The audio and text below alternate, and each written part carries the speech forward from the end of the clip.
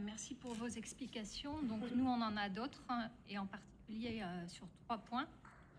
Le premier, c'est que la délibération que vous nous proposez ne comporte pas de précision sur les commerces ramonvillois qui sont autorisés ou pas à ouvrir, alors que dans des délibérations que j'ai vues à Toulouse Métropole ou sur d'autres communes, en fait, il y a le détail par catégorie de commerces.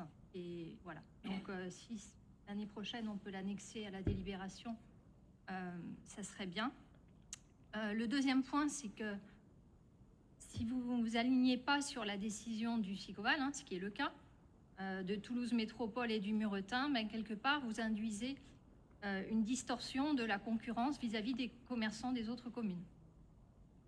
Et le troisième point, c'est qu'en limitant l'ouverture dominicale sur 3 dimanches, en fait, vous freinez la dynamique commerciale de Ramonville et vous incitez quelque part les Ramonvillois à aller consommer ailleurs. Alors, je vais vous citer un chiffre et vous allez tout de suite comprendre. La vacance commerciale à Ramonville, elle est de 7%, elle est de 2% seulement à Castanet. C'est un centre commercial privé. Voilà. Et les commerces de proximité, c'est de cela que je parle, et pas des grands centres commerciaux. Ils sont vitaux pour une petite ville comme Ramonville parce que justement, ils limitent nos déplacements.